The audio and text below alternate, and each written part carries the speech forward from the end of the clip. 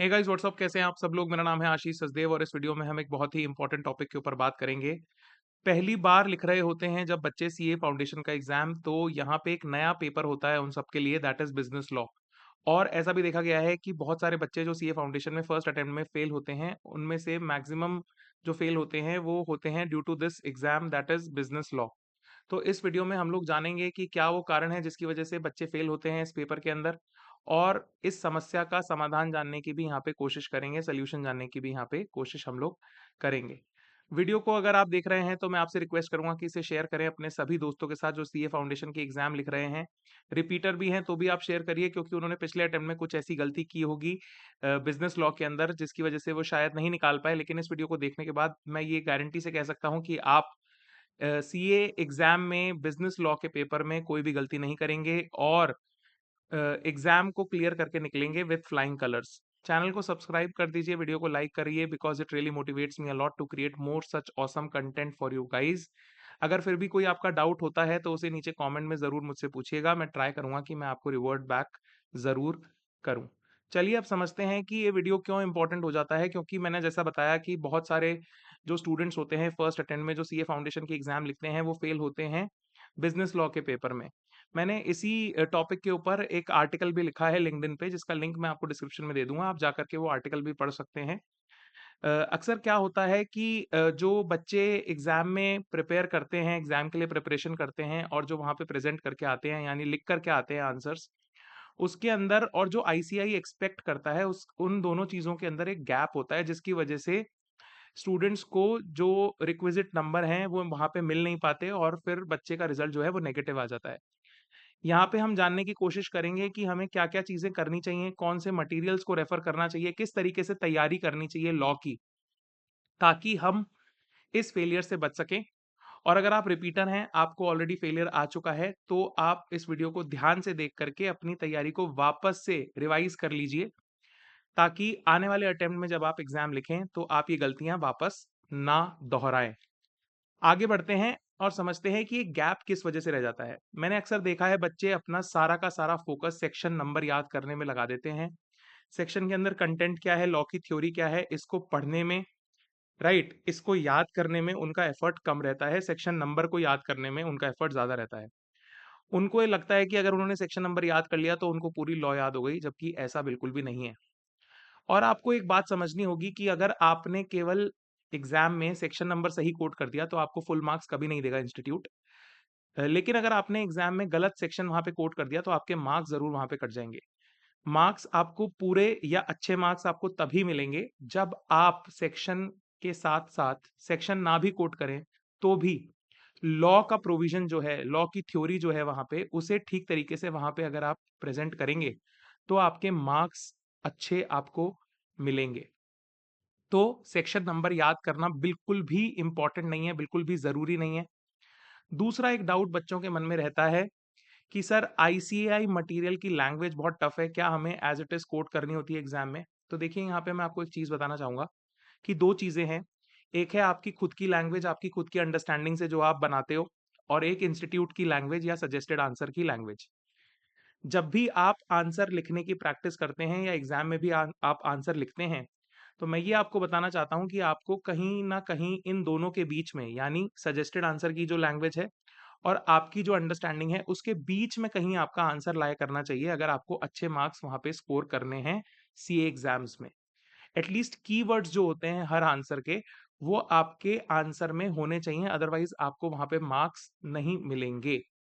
तो सबसे पहले सेक्शन नंबर के पीछे नहीं भागना, उसे रटने के पीछे नहीं भागना, कंटेंट पे, थ्योरी पे ध्यान देना है।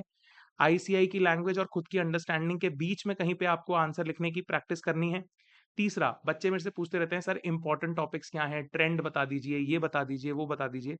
देखिए, आपके जो सिलेबस है उसमें टॉपिक्स जो हैं सारे वो सभी इंपॉर्टेंट होते हैं।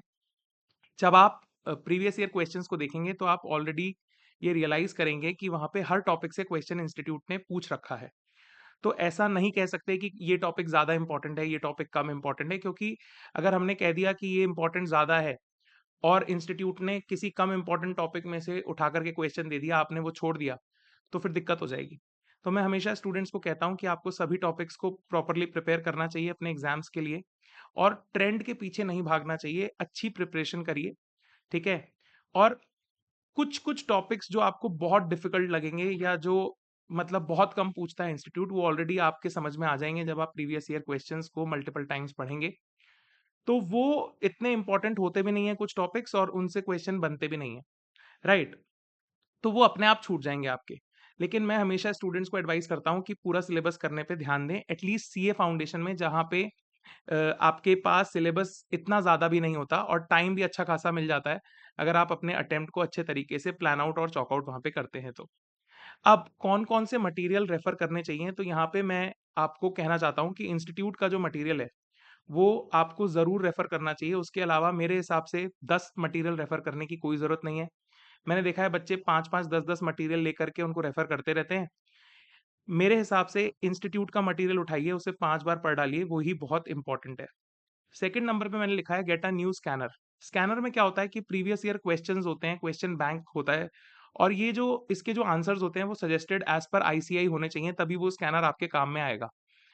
वहाँ पे स्कैनर लेने का फ़ायदा ये है कि आपको कंपाइलेशन मिल जाएगी, सारे क्वेश्चंस एक साथ मिल जाएँगे, previous year question, mock test paper के, आरटीपी के सारे क्वेश्चन वहाँ पे आपको चैप्टर वाइज़ मिल जाएँगे।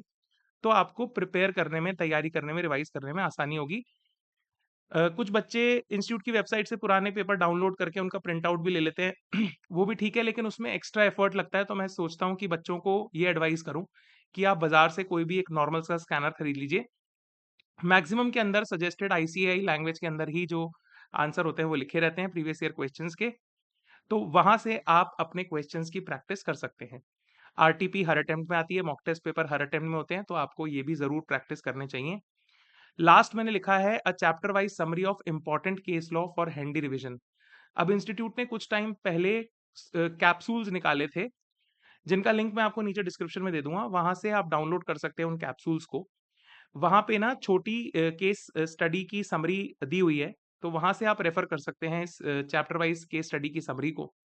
इससे क्या होता है, ये इजी रहता है, इसको आप सप्लीमेंट कर सकते हैं अपने कुछ एडिशनल नोट्स वहां पे ऐड करके और रिवीजन में आपको आसानी होती है। तो केवल केस लॉ के लिए मैं बोल रहा हूँ, ऐसी समरी आप खुद भी बना सकते हैं या इंटरनेट से कहीं से डाउनलोड करके अगर आपको मिलती है, तो ये रिवीजन के लिए बहुत हैंडी रहती है। तो यही मटेरियल है जो आपको रेफर करना है और मल्टीपल टाइम्स इनसे ही पढ़ना है। ज़्यादा यहाँ-वहाँ मटेरियल के पीछे नहीं भागना है।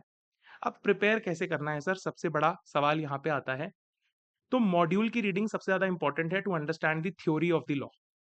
थ्योरी आप पूरी मॉड्यूल से पढ़ेंगे, अच्छे से उसको रीड करेंगे, उसके बाद बैक क्वेश्चंस को आपको सॉल्व करना है। जो मॉड्यूल के पीछे, चैप्टर के पीछे जो क्वेश्चंस हैं, उनको आपको अच्छे तरीके से सॉल्व करना है वहां पे।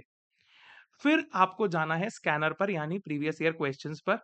अपनी प्रिपरेशन को क्वेश्चन एंड आंसर फॉर्मेट पे लेकर के जाइए। क्वेश्चन पढ़िए, उसका आंसर पढ़िए, इंस्टीट्यूट क्या एक्सपेक्ट करता है वो जानना और वो समझना और उसे समझ करके वैसा ही प्रेजेंट करना बहुत ज्यादा जरूरी है।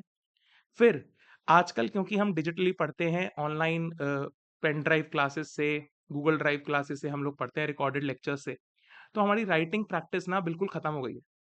तो मैं यहाँ पे आपसे रिक्वेस्ट करूंगा कि आप आंसर्स को लिखने की जरूर प्रैक्टिस करें, अगर आपको बिजनेस लॉ के पेपर में अच्छा स्कोर वहां पे करना है।